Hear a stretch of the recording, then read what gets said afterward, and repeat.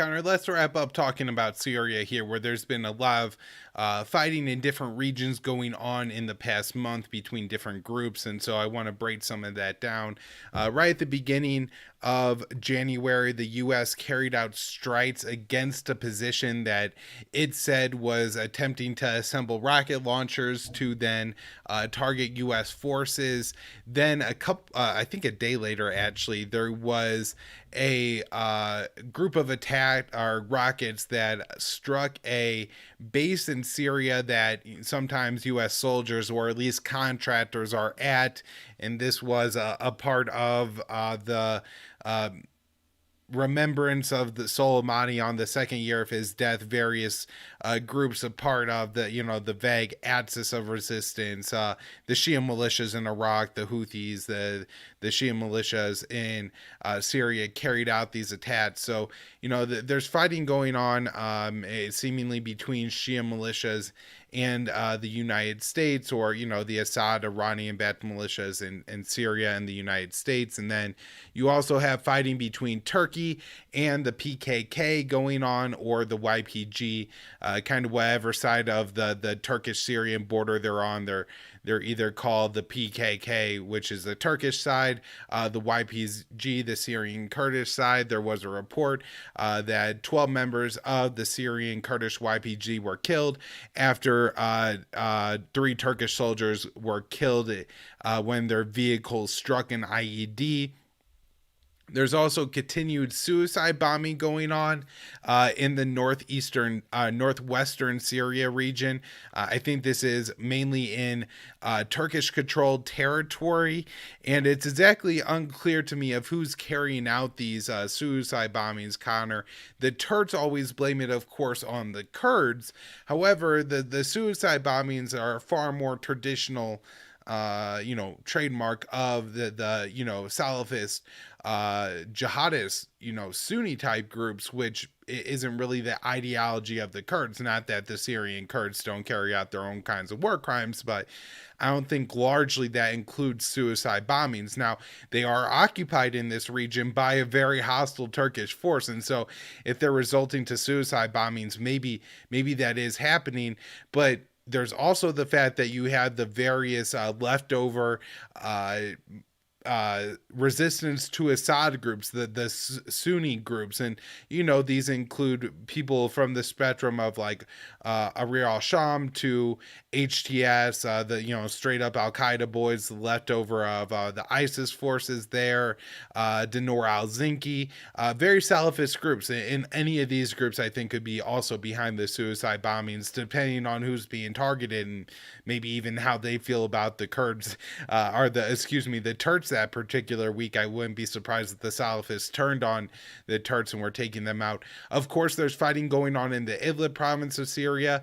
I don't have a whole lot of details on what's happening there. There's reports of Syrian or Russian airstrikes infrequently against those positions, and of course, reports of fighting amongst the various groups that are all opposed to Assad, but are also various brands of jihadists and Salafists, and take on each other too.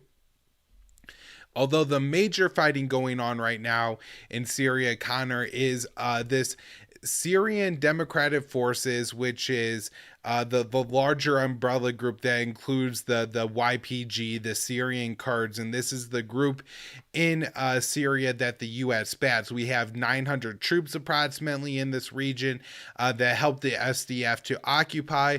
And while this does include a lot of traditionally Kurdish lands, it also includes like Al Raqqa and parts of Deir al-Azor, which are more traditionally like Sunni Arab cities and not Kurdish cities. And so, there are parts of what the U.S. is doing here in Syria that's a complete occupation. There's also a bunch of prison camps littering this area, and I'm typically talking about the Al-Hol prison camp, which is where a lot of women and children who were the wives and children of ISIS fighters are held. A lot of these people are not Syrian nationals, and so the Syrian Kurds really don't have anything to do with with them. Some of them are Iraqi nationals, except when they ship them to Iraq, Iraq typically sentences them in mass trials to death. And then the Western countries, or any other nation on earth, essentially does everything they can to not take these people back. And so, you know, Connor, it would be one thing if this situation took a year to work out, but, you know, we're now many years past, like 5 years, past the fall of Raqqa, and essentially, like, you know, the Islamic State being dissolved. I guess maybe 2 or 3 years ago, they had lost all their official territory and everything like that. But you've had children who have now grown up in these Syrian prison camps. Now, this is a different one. This is a prison that I understand mainly held Islamic State fighters. However, 600 of the detainees in this prison were under the age of 18. And so I don't, you know, maybe these are like male children of ISIS fighters, maybe, you know, they're 16-year-olds and stuff who got conscripted by ISIS. I'm not exactly sure, but there's 3,500 prison in this people in this prison. In while I guess they say a lot of them are ISIS fighters, I'm not exactly sure what the numbers are.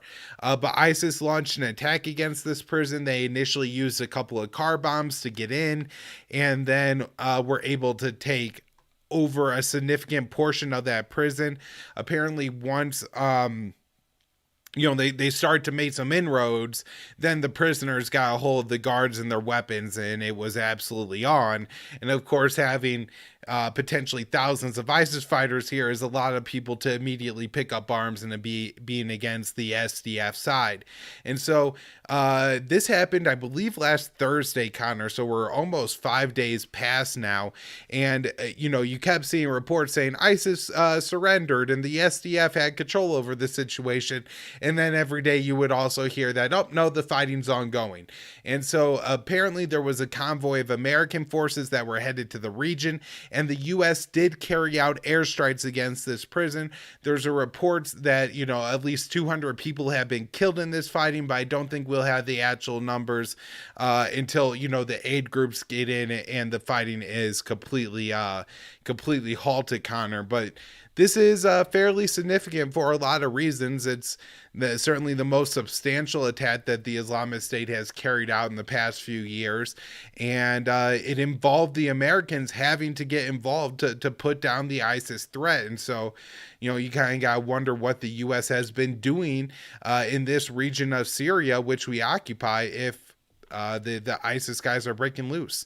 So, real problems here. Interesting. And of course, anytime you're bombing a prison, you run the risk of what, you know, happened in Yemen, where you have collapses and people who obviously can't get out because you're in a building that collapsed in a prison cell, and so the death toll climbs very high very fast. And of course, there are underage people in this prison, and you know, I'm not exactly sure, Connor, if everybody who ends up in an SDF prison is really a criminal, and how many of them are just, you know, kind of unfortunate people who got thrown in there for something they really weren't doing, or, you know, people who got conscripted into ISIS. You know, ISIS was going to shoot you in the head, or you held in, you know, AK-47 for ISIS, and then you know, you got arrested by the SDF after you surrendered, and now you've spent 5 years in this you know, ISIS prison camp thing. Just a terrible situation, Connor. Let's see, a few more stories on Syria that are important. German troops are going to start withdrawing and ending their military support in Syria, although they will be staying in Iraq. Al-Qaeda, this is hilarious, Connor. Harit Tahrir al-Sham, which is formerly Jabhat al-Nusra, you know, better known as Al-Qaeda's branch in Syria, is planning to hold elections to make themselves more palatable to people in the West. And so they're also, I guess, you know, kind of pulling back on the morality police they have on the street. Not quite so many beatings of women who go around without a male escort or anything like that. obviously Al-Jawlani is a terrorist. However, kind of like with the situation we have in Ukraine, the U.S. always finds a way to ally itself with extremists to take on a government that it doesn't like. And so, I think it's very possible that the idea of elections and removing the morality police, and then Al-Jawlani, the leader of al-Nusra, going on like Western TV programs in a suit and saying like, Al-Qaeda has some ideas, but really, we're just about being against Assad, and pretending like that's, meaningful, but it could actually wind up with them getting more support from the West or something like that. Of course, terrifying, Connor. What if they decide that we need to evacuate these people or something like that, that, Syria is coming in, and these are the people that we had previously backed in Syria, and would work with Turkey to evacuate them. Although I think Turkey understands that these jihadists are a real problem and not anything to play around with. There's an increasing trend in the Middle East where Arab states are recognizing that, no matter what the U.S. does, Assad will remain as the leader of the Syrian state and continue to sit on the throne in Damascus. And because of that, they need to make peace with him. And so they're increasingly having different kind of interactions with the Syrian government, foreign ministers meeting, traveling to each other's capitals. I believe Syria is going to hold the Arab Energy Conference in 2024. These are significant things that states do when they have normal relations, and so this is important. And U.S. lawmakers, including Gregory Meeks, Michael McCall, Bob Menendez, and Jim Rich, are going to introduce a bill and are condemning what these Arab states are doing in normalizing ties with Assad. Now, of course, that's what would be best for the Syrian people, but, the United States doesn't care, and normalizing relations with Assad means the U.S. foreign policy of regime change in Syria failed, and so they would rather keep that up even if it means and is at the expense and suffering of the Syrian people. There was a trial for Sergeant First Class Nicholson, who apparently was accused of misconduct that caused a gunfight between the United States and Syrian army forces, and I believe this is in August of 2020. I talked about the incident on the show. I distinctly remember talking about it, but apparently still all the details of this incident are unknown. And in part, it seems because Sergeant Nicholson ordered his troopers to delete the footage. But the reports are that this guy rolled up to a Syrian army checkpoint and immediately started making threats that we're going to kill you. And this led to a shootout between the two sides, and one Syrian soldier being killed and another one being injured.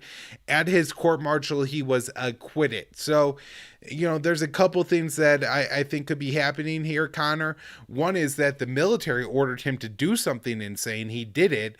And then, they essentially tried to throw him under the bus, and he was acquitted at the court martial. Or, maybe he was acquitted after he did something completely reckless. Not sure. But again, there was an incident that happened here. It seemed to generally be at the instigation of the Americans, and a Syrian soldier ended up dead. I believe you mentioned this in the past on the show in relation to China, but just want to bring it up again because I think it is important that Syria has officially signed on to China's Belt and Road Initiative.